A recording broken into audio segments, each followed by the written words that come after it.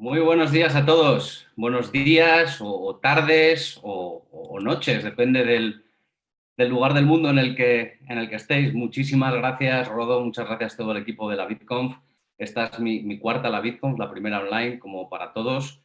Mi nombre es Alex Casas y es un placer, la verdad, dar esta introducción a las criptomonedas, pues igual que hacemos en mi lugar de origen desde hace mucho tiempo, León, con nuestro León Blockchain Hub. Es muy especial pues, estar aquí haciendo lo mismo que hacemos en León, pero con una audiencia un poco más amplia. No me quiero extender mucho presentándome, algunos quizá me conozcáis, pero bueno, ahora mismo lo que más me ocupa mi tiempo, estoy trabajando como Ecosystem Lead en Aeternity y volviendo a poner en marcha el Hub de León, los eventos que hacemos.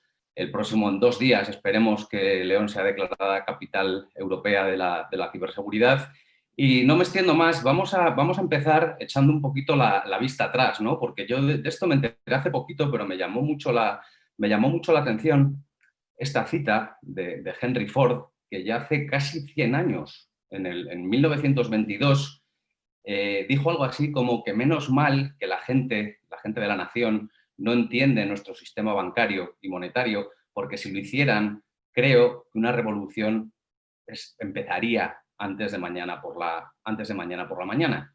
Y esta frase, que suena tan contemporánea y tan adecuada para hoy, si uno investiga un poco más y encuentra el contexto, resulta que todo lo que hoy estamos viviendo, hace ya casi, como decía, 100 años, fue visto, ¿no? Fue anticipado por Henry Ford, publicando un artículo en el New York Times, como decía, en 1922, hablando de una idea de tener una moneda que estuviera basada en la energía, ¿no? Algo que ahora mismo, precisamente, de alguna manera, eso precisamente es Bitcoin como origen de todo este movimiento, pero realmente es increíble, ¿no? Cómo desde hace tanto tiempo personas y de la relevancia de Henry Ford pues estaban ya teniendo estas ideas en la cabeza, ¿no? Entonces, siempre me parece muy importante a la hora de intentar comprender algo, ver su motivación, ¿no? Ver su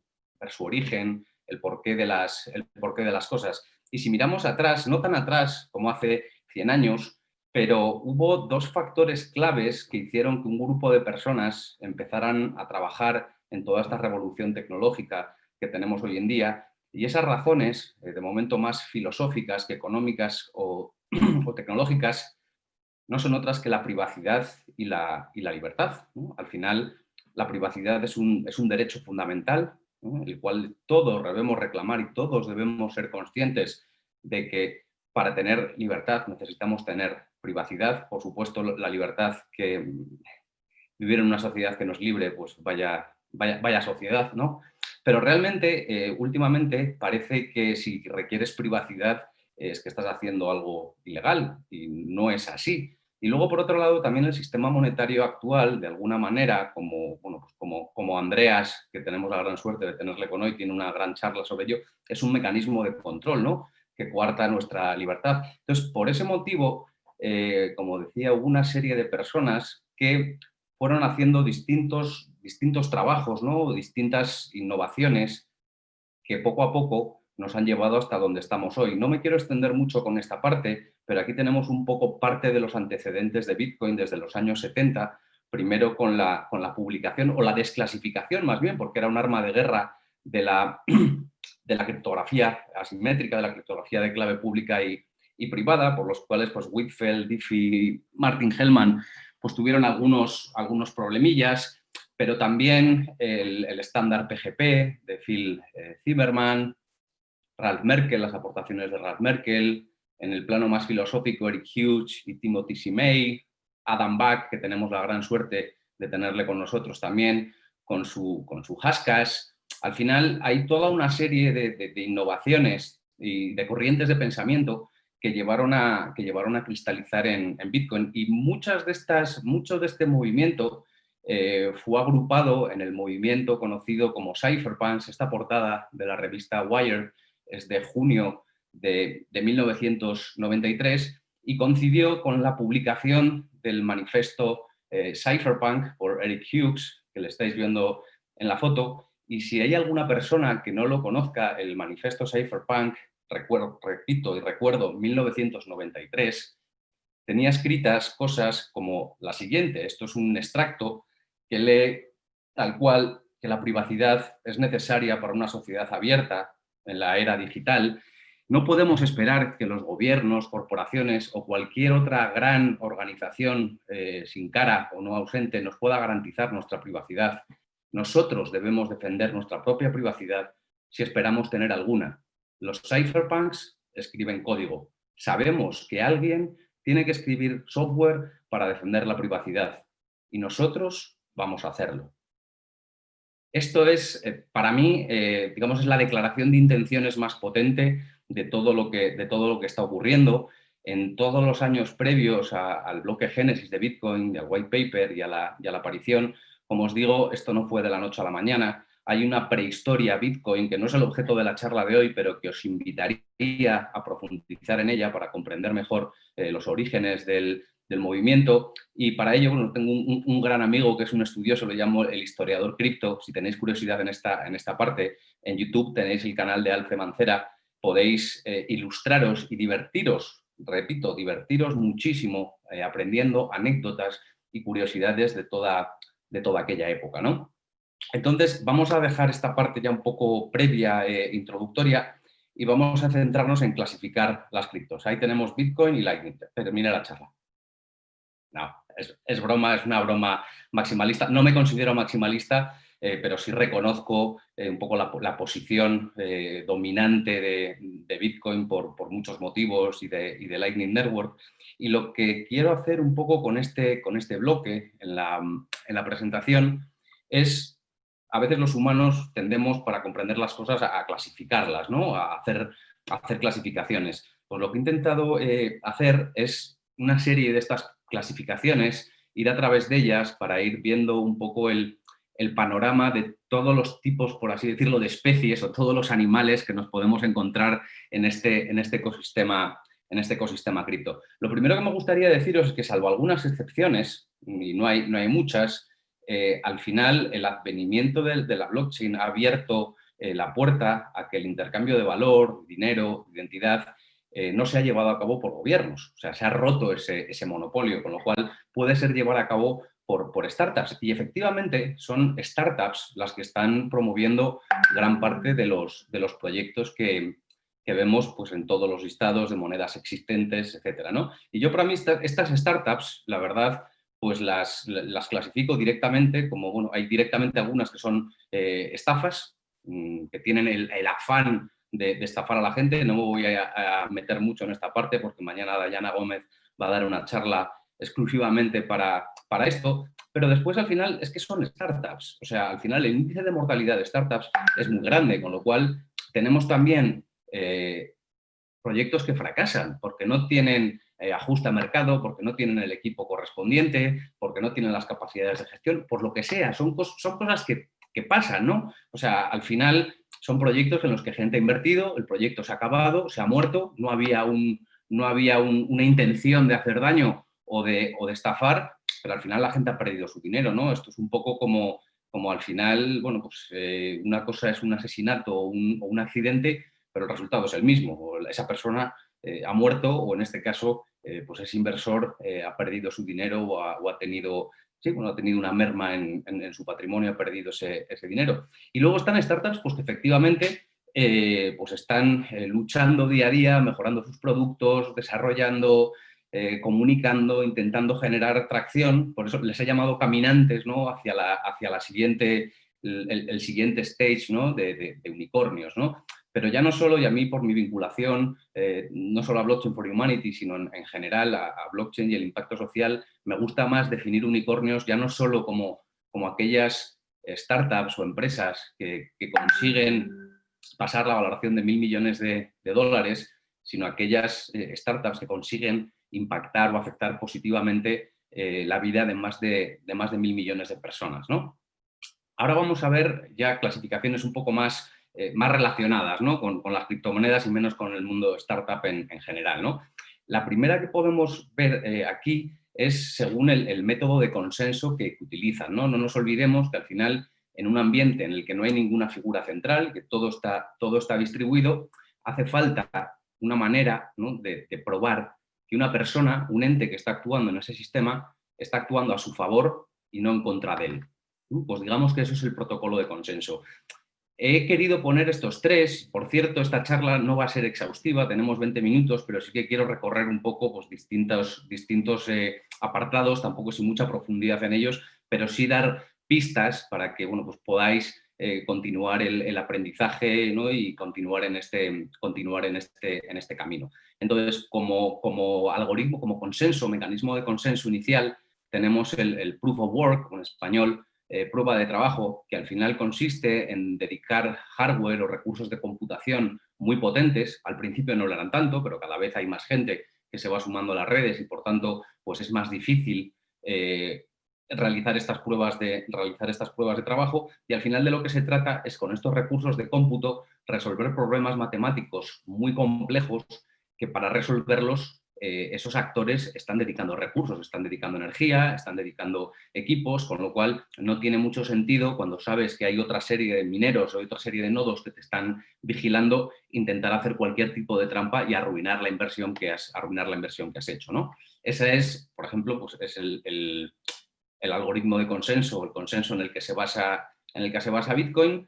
Y aparte, otras redes Proof of Work pueden tener sistemas aún basados en Proof of Work con algoritmos distintos, ¿no? Monero utiliza otro tipo de algoritmo, Ethereum en su fase Proof of Work utiliza otro tipo de algoritmo, y luego tenemos como, entre comillas, novedad, ya no lo es tanto, el llamado Proof of Stake, o en español, prueba de participación, ¿no? Este mecanismo se basa en que, al final, las personas que deciden cuál es la realidad de una red, cuáles son los saldos, qué está ocurriendo dentro de esa red, lo hacen simplemente siendo, digamos, tenedores de esa criptomoneda y depositándolas, ¿no?, y poniéndolo como garantía, por así decirlo, de que sus decisiones o los bloques que proponen o las transacciones que proponen van a ser válidas, porque, igual que en el caso de antes lo veíamos, ellos van a perder esa fianza, ¿no?, ese depósito que están haciendo por tener el derecho a poder ser validadores, ¿no? Las redes Proof of Stake todavía no se consideran tan seguras como las redes Proof of Work, pero sí es cierto que el principal inconveniente que se achaca a las redes Proof of Work, que es el gasto energético, lo suplen, quizá a costa de mayores o de riesgos de seguridad, pero sí que es cierto que a nivel de eficiencia energética no hay necesidad de tener equipos consumiendo energía 24 horas al día, 7 días a la semana en todos lados del mundo, ¿no? Y luego están empezando a aparecer pues, enfoques híbridos, ¿no? Pues, por ejemplo, que pueden utilizar la prueba de trabajo para las validaciones de las transacciones, y la prueba de participación pues, para las decisiones de la red, ¿no? También, aparte, hay muchos tipos de Proof of Stake. Cada protocolo, cada blockchain tiene el suyo propio, y este es un campo en el que se está haciendo mucha investigación. Aquí faltan, por ejemplo, el algoritmo, la parte donde se basa pues, IOTA o Hedera, que son los DAG, gráficos acíclicos dirigidos, algo así creo que es en español, pero bueno, esta es una de las cosas que ya entramos en distinta profundidad. Pero bueno, lo que quiero con esto es que hay más algoritmos de consenso y que es un área de investigación muy importante, ¿no?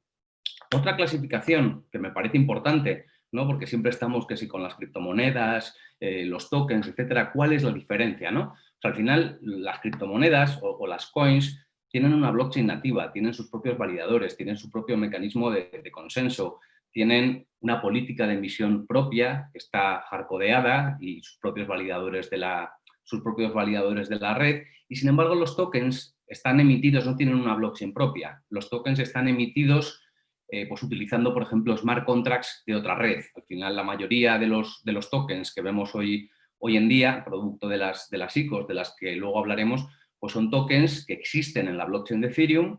Ethereum es la moneda, por así decirlo, es la que tiene sus mineros, la que tiene su política de emisión, etcétera. Y al final, estos tokens lo que están haciendo es apoyarse en la seguridad de Ethereum para operar. Otra gran diferencia, por ejemplo, es que no hay una política de emisión, por así decirlo. Se puede programar el smart contract para ir liberando tokens cada cierto tiempo, etcétera, pero no es que haya una equivalencia en cuanto a cuando se actualiza la cadena de bloques se produce una recompensa. No, esos son esquemas distintos. Eso ocurre con las criptomonedas nativas o las coins, ¿no? Que estamos aprendiendo o viendo la diferencia cuando tienen su propia blockchain, ¿no? Claro, esto nos lleva al siguiente punto. ¿Qué ocurre cuando una moneda sale? Cuando una moneda sale, puede tener ya una serie de monedas en circulación o no, lo que se conoce como si las monedas son preminadas o sin preminar. Al final, una moneda, el claro ejemplo de moneda sin preminar y un lanzamiento justo fue Bitcoin, en el que la oferta monetaria empezó siendo cero y a medida que se fueron minando bloques, pues empezó a diseminarse moneda en torno a la red y se empezó a utilizar. Las monedas preminadas, que la verdad es que son la mayoría, muchas veces por la financiación, ¿no? del resto del proyecto, suponen al final que en el momento que una red se lanza, una moneda se lanza, y hay un grupo de personas, normalmente pues el equipo, la empresa o la startup que lo hace, advisors, etcétera, que ya desde el minuto 1 tienen una cantidad de monedas X asignadas y a partir de ahí empiezan las nuevas emisiones de moneda, ¿no? Un caso muy claro, por ejemplo, de monedas preminadas es el de Ripple, ¿no? Al final, Ripple, este meme simpático, la verdad es que tiene toda la razón, porque su actuación o su performance para ganar este Oscar es hacer creer a todo el mundo que es una criptomoneda cuando realmente en lo que la mayoría de la gente entendemos por criptomoneda no lo es. Al final tiene una oferta limitada, está controlada por unos pocos nodos que deciden la emisión y cómo Ripple entra al mercado. Quizá a algunos les suene un poquito familiar, ¿no? con lo que hemos vivido y con lo que es el sistema financiero, ¿no? Bien, monedas seudónimas y privadas. Hay mucha gente que piensa, por ejemplo, que Bitcoin es anónimo y no lo es. Y la gran mayoría de las monedas que hay hoy en día son seudónimas porque una persona, la identidad del nombre de una persona está oculta tras una dirección, pero realmente al final lo que está ocurriendo es que se puede trazar las direcciones, se pueden ver las IPs, ver qué nodo ha retransmitido la transacción y al final se puede ver realmente quién ha sido. Pero luego hay monedas privadas que ocultan esta información, como Monero, Zcash o DAS incluso, que empezaron siendo derivadas, ¿no? Forks de Bitcoin. Bien, voy a empezar a acelerar un poquito. Vale, luego tenemos la clasificación de si es un medio de pago, que siempre es simplemente como Bitcoin para pagar, si es una moneda de utilidad que te da derecho a consumir algún tipo de servicio, ¿no? O si es un título valor, ¿no? Si tú tienes derechos de voto, si tú puedes con ese token recibir beneficios de esa plataforma o no. Y esta es una clasificación especialmente importante para la regulación, ¿no?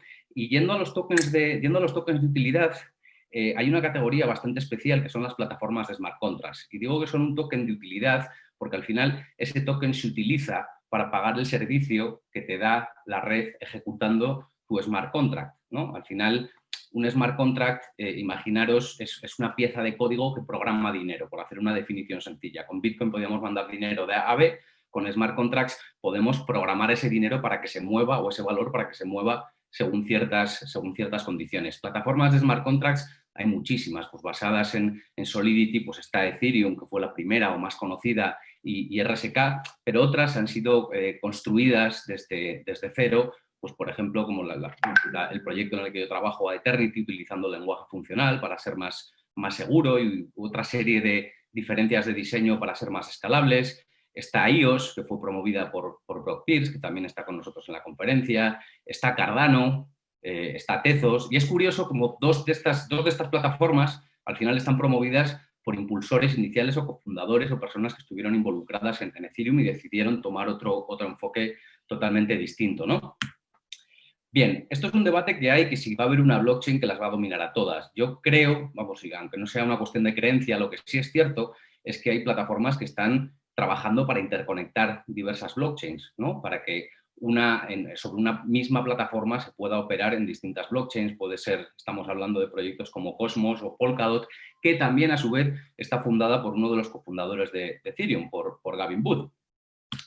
Y esto nos lleva a las ICOs. Como veis, algo fue mal. Al final, no me atrevería a decir qué porcentaje, pero un porcentaje muy alto de todas las monedas que veis hoy listadas en CoinMarketCap han sido producto de que alguien emitió un token y lo puso a la venta con la esperanza de la persona que lo compraba, pues de tener unos retornos de la inversión increíbles y por la parte del emisor, pues con esos fondos recibidos financiar su proyecto, ¿no? La primera ICO fue la de Omni, de una segunda capa de Bitcoin, luego la hizo Ethereum y luego vino la locura de las ICOs, en la que al final era increíble cómo prácticamente con un documento, sin nada de código, había gente que recaudaba millones de dólares y lógicamente eso acabó pues, con pérdidas y por otro lado acabó llamando la atención de los reguladores porque no había ningún tipo de identificación o registro, ningún tipo de política AMLT, con lo cual pues se pasó a la siguiente fase que fue llevada un poco no tan pública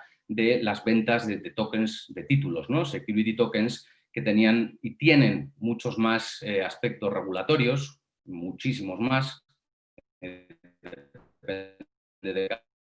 cada jurisdicción, y al final bueno, fueron un poco la continuación en la sombra, entre comillas, de las ICOs o de las ICOs. Luego tenemos otro tipo de especie, otro tipo de animal, y nunca mejor dicho, en este caso, que aunque no sea un tipo de una criptomoneda que completamente se pueda encontrar en CoinMarketCap, que al final son los tokens no fungibles. Son tokens que no son como un token normal, que da igual que sea uno u otro, tú lo puedes intercambiar, es fungible. Estos al final no tienen, son únicos, entonces se hacen juegos, se hacen los gatitos, se está vendiendo arte.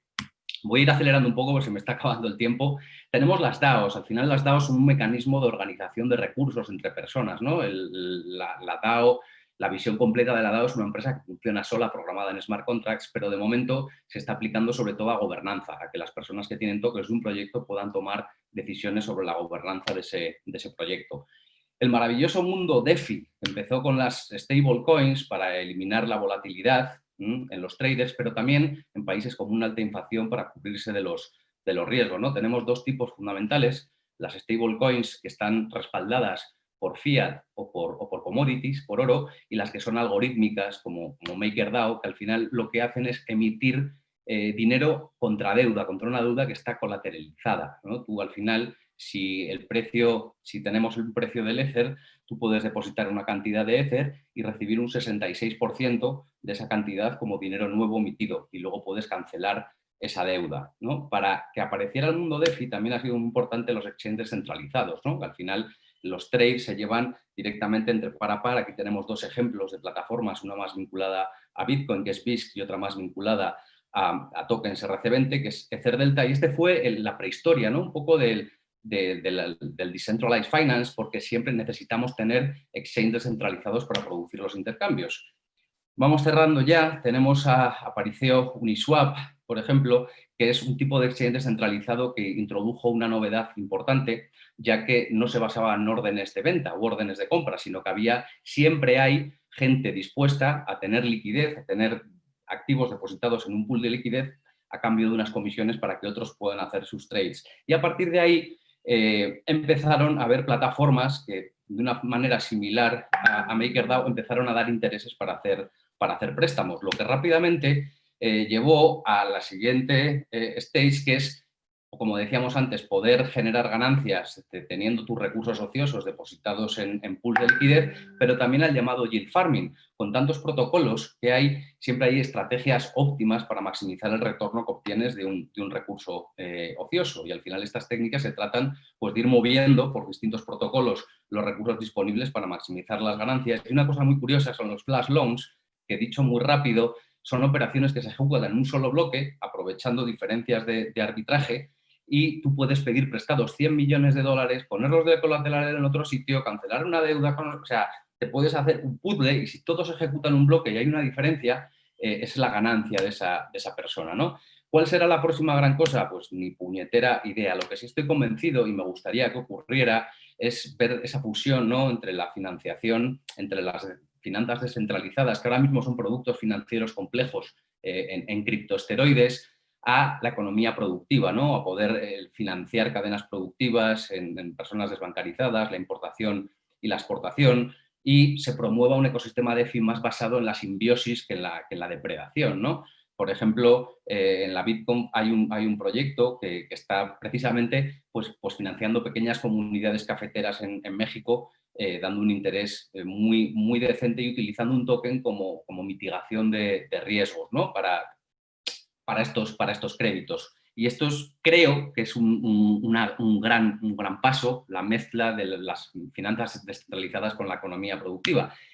¿La mejor inversión? Pues sin duda vuestro conocimiento. Espero que esta charla os haya servido un poco para picaros más la curiosidad, para daros algunas pistas y para seguir formándoos, porque es la mejor inversión que podéis hacer en este momento. Muchísimas gracias.